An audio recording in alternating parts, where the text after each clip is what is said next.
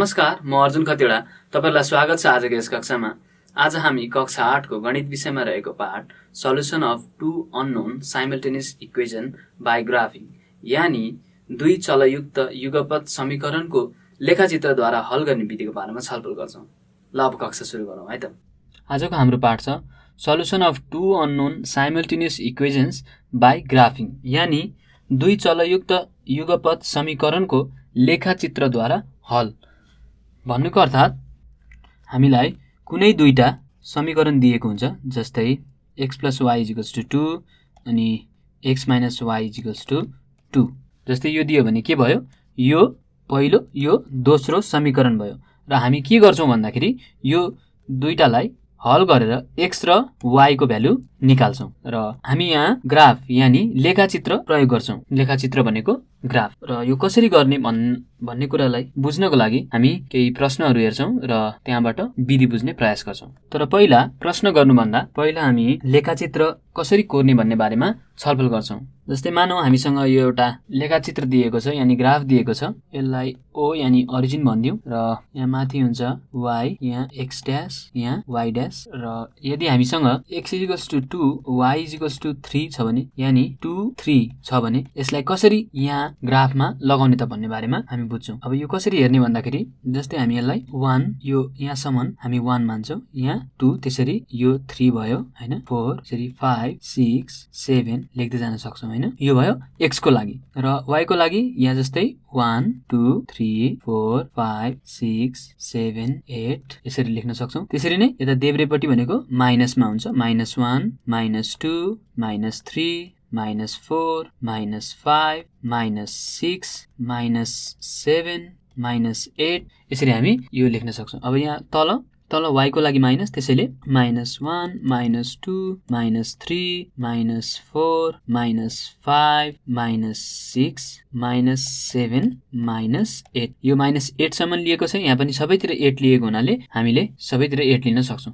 जति लिए पनि हुन्छ, त्यसमा केही फरक पर्दैन। अब यसलाई लेखाचित्रमा देखाउने प्रयास गरौँ। यहाँ 2 3 भन्नुको अर्थात x भनेको 2 छ भन्नुको अर्थात 1 2 x को लागि यो ठाउँमा भयो अनि y को लागि फेरि 3 यानी 1 2 3 यहाँ हुने भयो र अब यो र यसको भेटिने स्थान भनेको यहाँ हो। त्यसैले यसलाई चाहिँ हामी के भन्छौं, पोइन्ट 2 3। यो पोइन्ट के भयो 2 3 र यसरी हामी हाल्न सक्छौं लेखाचित्रमा। अर्को उदाहरण हेरौँ। जस्तै -1 -4 छ रे यदि हामीसँग भन्नुको अर्थात x भनेको -1 छ, त्यसैले यहाँ हुने भयो -1। अब -4 भनेको y को -4, y तल -4 हुन्छ, त्यसैले यहाँ भयो।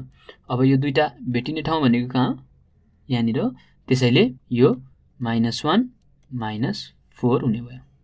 अब हामी केही प्रश्नलाई हेरौँ। प्रश्न छ निम्नलिखित समीकरणहरू लेखाचित्रद्वारा हल गर र जाँचेर पनि हेर। यो हाम्रो प्रश्न भयो र यसलाई हल गर्ने प्रयास गरौँ। हामीलाई के दिएको छ भने 2x + y = 4 यो भयो। यसलाई इक्वेसन नम्बर 1 मानौँ अनि त्यसरी नै दोस्रो भनेको x + 2y = -1 दिएको छ, यसलाई 2 नम्बर मानौँ।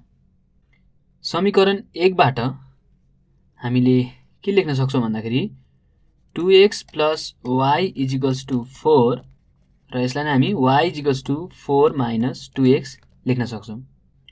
अब यसबाट हामी एउटा तालिका बनाऊ।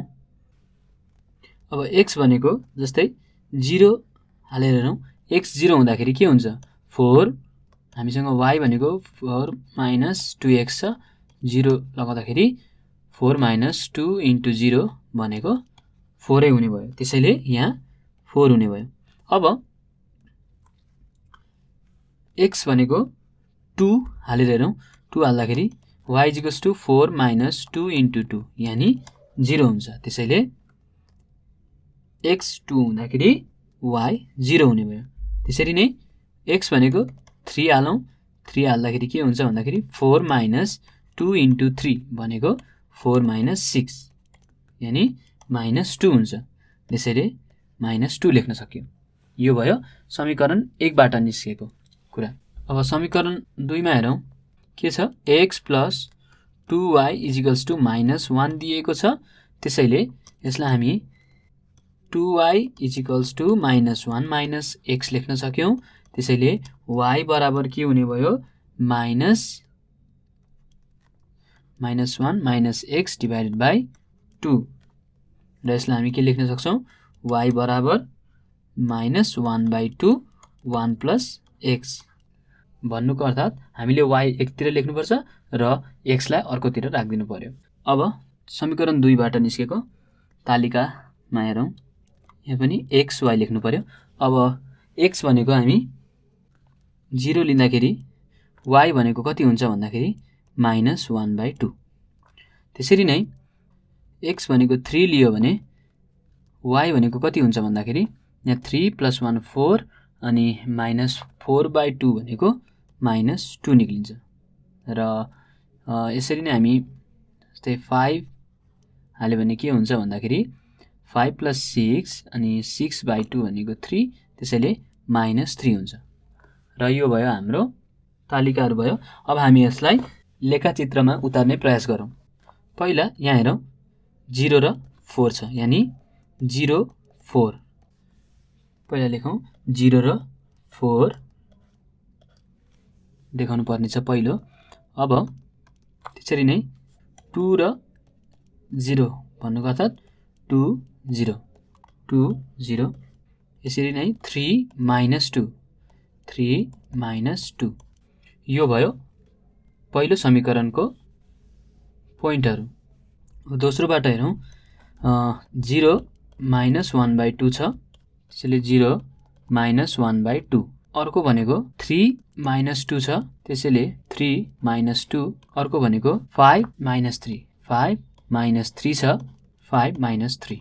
अब यसलाई हामी एक एक वटा गरेर यहाँ देखाउने प्रयास गरौँ। यो भनेको 0 4, यहाँ पहिला x भनेको 0 अनि y भनेको 4 भन्नुको अर्थात 1 2 3 4 यहाँनिर पुग्यो 1 2 3 4 र 0 4 भन्नाले हामी यही भाग नै बुझ्छौं। त्यसरी नै 2 0 भनेको x चाहिँ 2 हुने भयो 1 2 x2 भयो अनि y0 भनेपछि के भयो यो यहाँ नै भयो, त्यसैले यसरी हामी निकाल्न सक्यौं। अब अर्को हेरौं 3 - 2 छ। अब 3 भनेको 1 2 3 यहाँ भयो अनि -2 भनेको तल जाने भयो 1 2 किनभने y को माइनस छ, त्यसैले यो हाम्रो अर्को बिन्दु भयो र यो भनेको के हो समीकरण 2x + y = 4 भयो।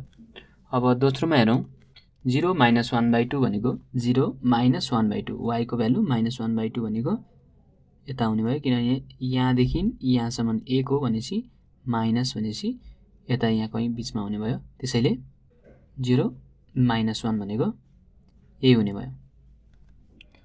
अब अर्को 3 - 2 भनेको यो अघिकै बिन्दु हो किनभने 3 भनेको 1 2 3 यता जाने भयो अनि -2 भनेको तल y नेगेटिभ अनि यो भनेको 5 1 2 3 4 5 अनि -3 भनेको ओह्रालो 1 2 3 भनेपछि यहाँ आउने रहेछ।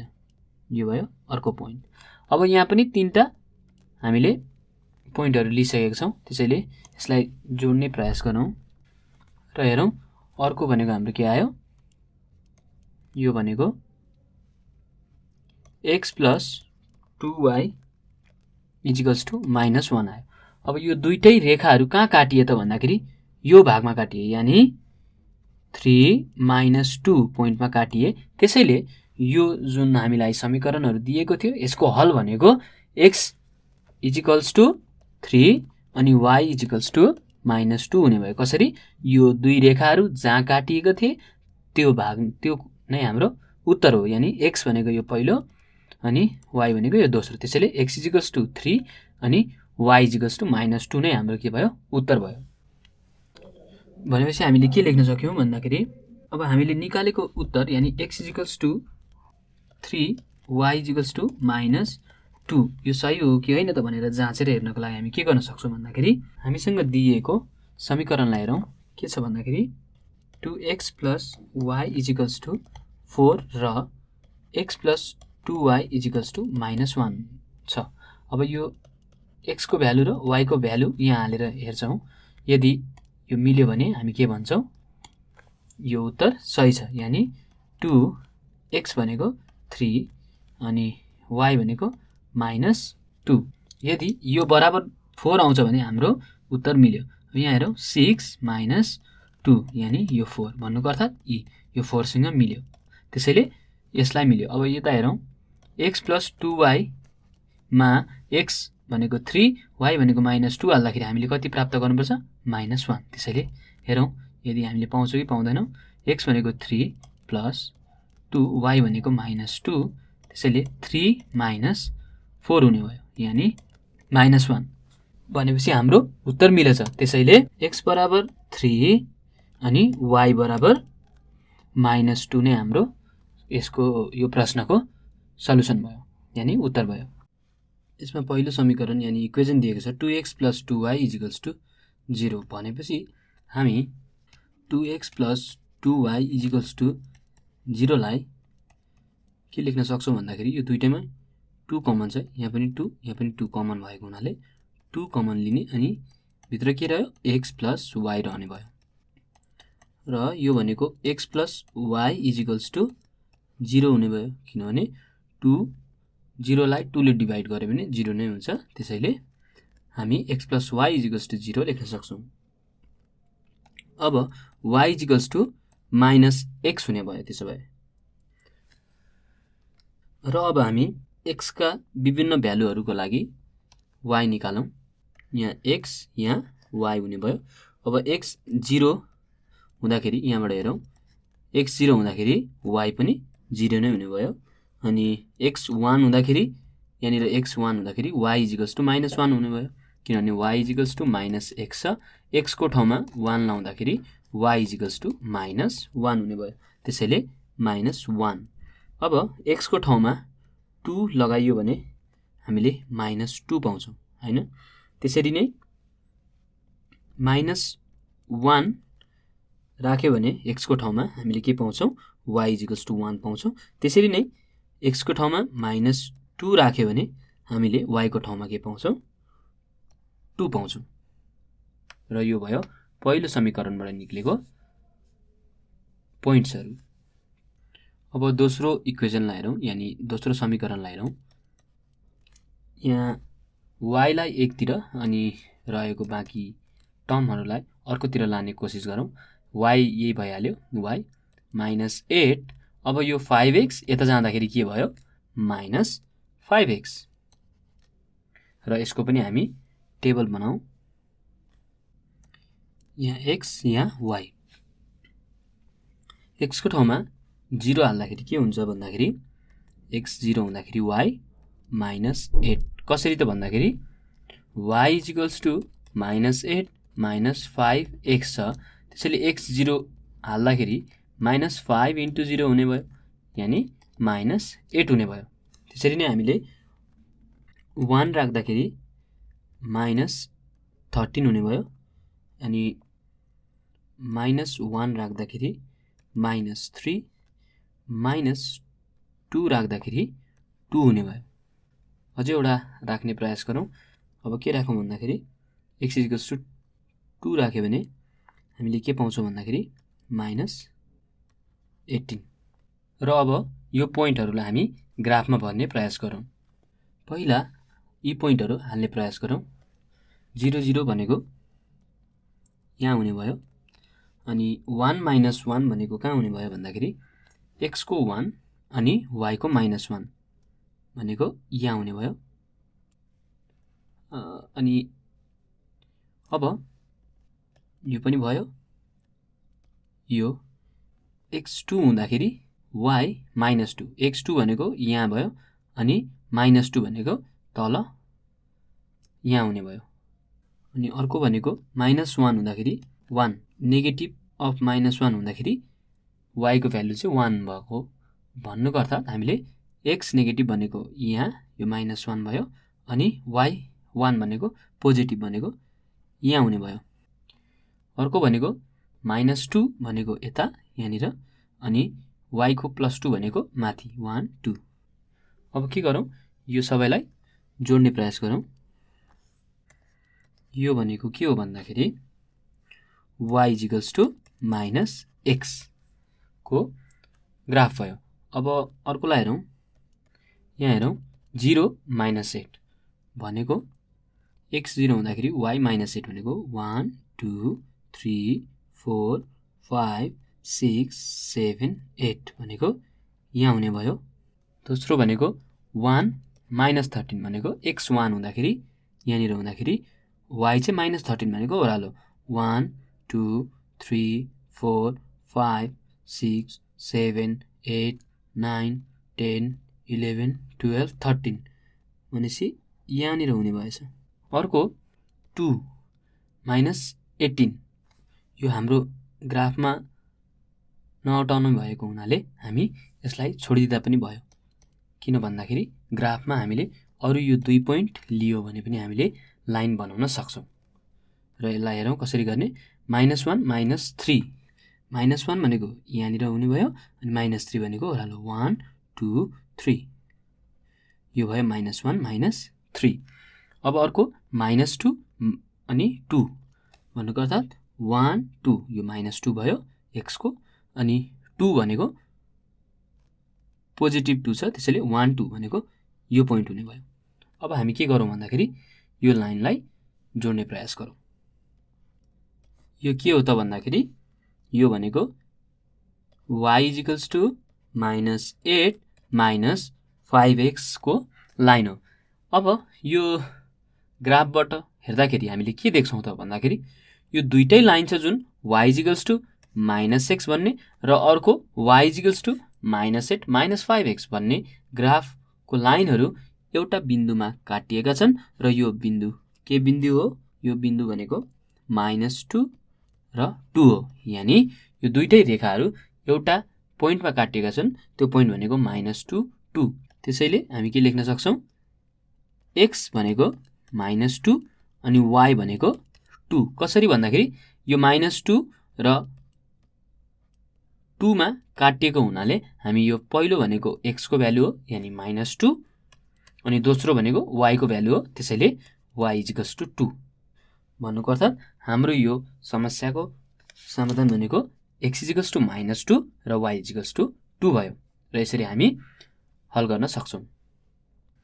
दोस्रो प्रश्न छ रमेशको उमेर रविको भन्दा 5 वर्षले बढी छ। रमेशको 5 वर्षपछिको उमेर रविको हालको उमेर भन्दा दोब्बर हुन्छ भने तिनीहरूको वर्तमान उमेर निकाल। यो हाम्रो प्रश्न भयो। यो प्रश्नलाई पहिला हामी गणितीय भाषामा लेख्ने प्रयास गरौँ यानि समीकरणमा लेख्ने प्रयास गरौँ।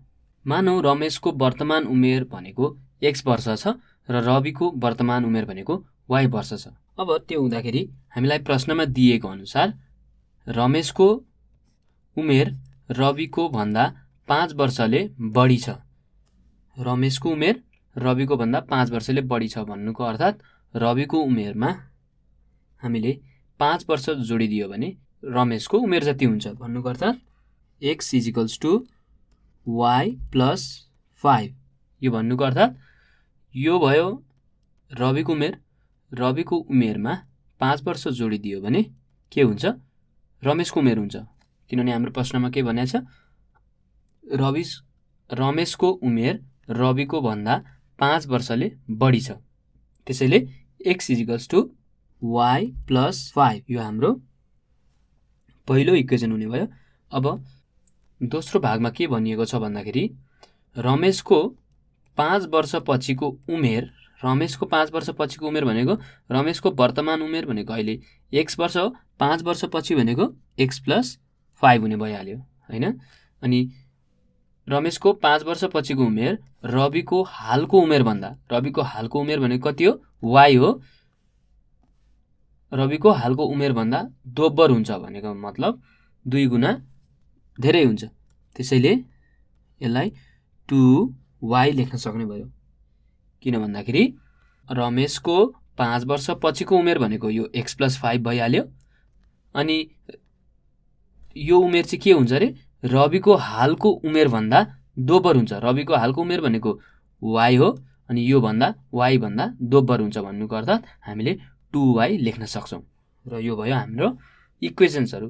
अब यसलाई हामीले के गर्छौँ भन्दाखेरि ग्राफमा उतार्ने कोसिस गर्छौँ।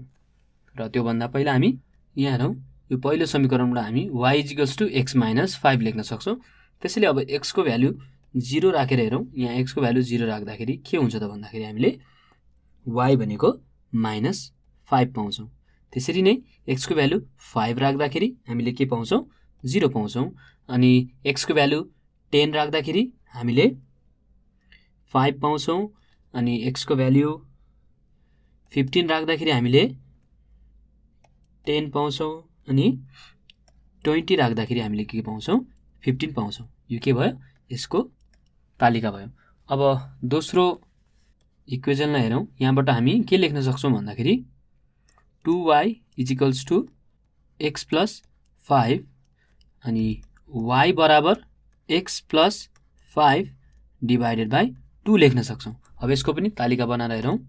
र पहिला x भनेको 0 राख्दाखेरि 5/2 हुन्छ। त्यसैले हामी 5 राख्ने प्रयास गरौँ। 5 राख्दाखेरि के हुन्छ भन्दाखेरि 5 + 5 10 हुन्छ। 10 / 2 हुँदाखेरि हामीले 5 पाउँछौँ। र यहाँ सकेसम्म हामी फ्र्याक्सनमा ननिकाल्ने कोसिस गरौँ। त्यसैले किनभने हामीले उत्तर निकाल्नुपर्ने भनेको x वर्ष y वर्ष छ, त्यसैले सकेसम्म हामीले होल नम्बरमै एन्सर निकाल्ने कोसिस गरौँ। अब x को ठाउँमा 10 राख्यो भने के हुन्छ भन्दाखेरि 15 हुन्छ। 15/2 हुन्छ, फेरि फ्र्याक्सनमा आउँछ। त्यसैले हामी 15 राख्ने प्रयास गरौँ। 15 राख्दाखेरि के हुन्छ भन्दाखेरि 20 हुन्छ। अनि 20 भनेको 10 हुन्छ। अब अर्को भनेको त्यसरी नै 25 राख्ने कोसिस गरौँ। 25 भनेको यहाँनिर 15 हुने भयो। अनि 25 पछि 35 राखौँ। 35 राख्दाखेरि 20 अनि 45 राख्दाखेरि 25। यो यसको तालिका भयो। अब यो तालिकाहरू हामी ग्राफमा राख्ने प्रयास गरौँ अनि उत्तर निकाल्ने प्रयास गरौँ।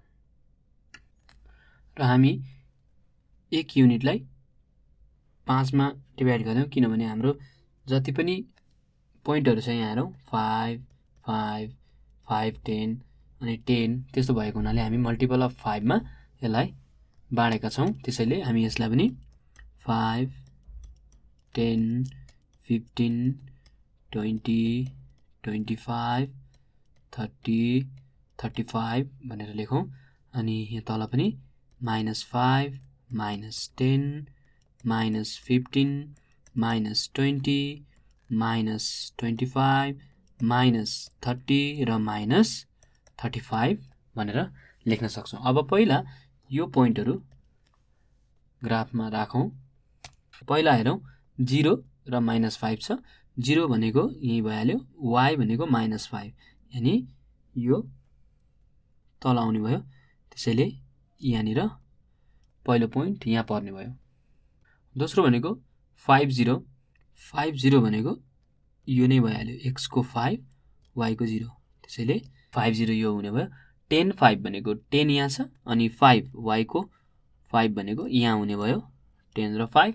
अर्को भनेको 15 र 10, 15 भनेको यहाँ छ र 10 भनेको यहाँ हुने भयो, त्यसैले 15 र 10। अब के गरौँ, यसलाई जोडिदिउँ। र यो रेखा भनेको y = x - 5 हो। अब दोस्रो भनेको यो पोइन्टहरू हालौँ। र 5 5 भनेको कहाँ हुने भयो भन्दाखेरि 5 5 भनेको यहाँ हुने भयो, त्यसैले यो 5 5 भयो। अर्को भनेको 15 र 10, 15 भनेको x को 15 भनेको यहाँ अनि 10 भनेको यहाँ हुने भयो, यो अघिकै ठाउँमा भयो। अब अर्को भनेको 25 र 15, 25 भनेको यहाँ छ अनि 15 भनेको यहाँनिर छ, त्यसैले यो अर्को पोइन्ट भयो। अब अर्को भनेको 35 र 20, 35 भनेको यहाँ छ र 20 भनेको यहाँनिर छ, त्यसैले 35 र 20। अब यो के गरौँ, पहिलो बिन्दुहरूलाई जोडिदिउँ। र यहाँ हामीले के देख्न सक्छौँ भन्दाखेरि यो दुईटै लाइनहरू यहाँ गएर काटिएका छन्। यो भनेको कति हो भन्दाखेरि 15 र 10 भन्नुको अर्थात् हाम्रो उत्तर के हुन्छ, x भनेको 15 अनि y भनेको 10 हुने भयो। त्यसैले x भनेको 15 अनि y भनेको 10 भन्नुको अर्थात् रमेशको वर्तमान उमेर बराबर 15 वर्ष हुने भयो अनि रविको वर्तमान उमेर बराबर 10 वर्ष हुने भयो र यसरी हामी यो प्रश्नहरू हल गर्न सक्छौँ। अब हामी कक्षाको अन्ततिर आइपुग्यौँ। जाँदा जाँदै हजुरहरूलाई केही गृह कार्य दिँदैछु। पहिलो प्रश्न छ, निम्नलिखित समीकरणहरू लेखाचित्रद्वारा हल गर्नुहोस् र जाँचेर पनि हेर्नुहोस्। पहिलो प्रश्न छ -x - y = -5 र 2x + y = -1। दोस्रो प्रश्न छ 4x + 2y = 2 र x - 3y = 11। दोस्रो प्रश्न छ बाबुको उमेर छोराको उमेरको दोब्बर छ। तिनीहरूको उमेरको अन्तर 25 भए उनीहरूको उमेर निकाल्नुहोस्। यो भयो दोस्रो प्रश्न। अब हामी कक्षाको अन्त्यमा आइपुग्यौँ र जाँदा जाँदै यदि तपाईहरूलाई यस पाठ सम्बन्धी केही सल्लाह सुझाव या गुनासो छ भने तपाईहरूले हामीलाई सम्पर्क गर्न सक्नुहुन्छ र हाम्रो सम्पर्क ठेगाना हो learning@dearwalk.edu.np। धन्यवाद।